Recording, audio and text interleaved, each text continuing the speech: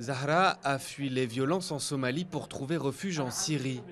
Malgré le conflit, elle a décidé de rester car chez elle, la guerre lui fait encore plus peur. Elle a fui Mogadiscio en 2012 après la mort de sa fille, violée et poignardée. Si nous avions voulu fuir vers un autre pays proche de la Somalie, nous n'aurions pas trouvé d'endroit sûr. Il n'y avait que la Syrie. Nous sommes arrivés ici et ils ne nous ont pas demandé de visa, rien. Nous sommes descendus de l'avion et sortis de l'aéroport. Depuis 6 ans, le conflit a jeté sur la route des millions de Syriens, près de la moitié de la population du pays. Mais les réfugiés étrangers à Damas n'ont parfois pas eu d'autre choix que de rester. La majorité d'entre eux étaient arrivés avant le début de la guerre. La Syrie est un pays d'où viennent beaucoup de réfugiés et où il y a beaucoup de déplacés à l'intérieur même du pays. Mais cela ne l'a pas empêché d'accueillir plus de 35 000 réfugiés, en majorité irakiens, du Soudan du Sud et de Somalie.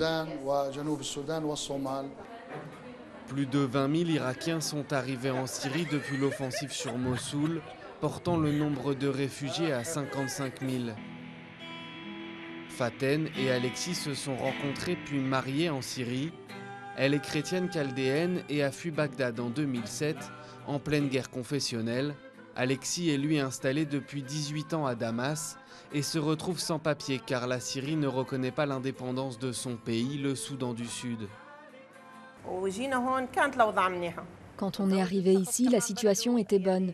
J'ai épousé un homme dont le pays est aussi en guerre et dont la situation est terrible. Nous espérions que les Nations Unies allaient nous sortir d'ici, mais toutes nos demandes ont été rejetées. La catastrophe, c'est que la situation ici aussi est devenue mauvaise. Où qu'on aille, ça empire. On ne sait pas quoi faire. Certains réfugiés racontent avoir échappé de peu au combat près de Damas. Dans cette petite église de la banlieue de la capitale syrienne, ils viennent donc tenter d'oublier deux guerres, celle qui les entoure tous les jours en Syrie et celle qu'ils ont laissée derrière eux dans leur pays.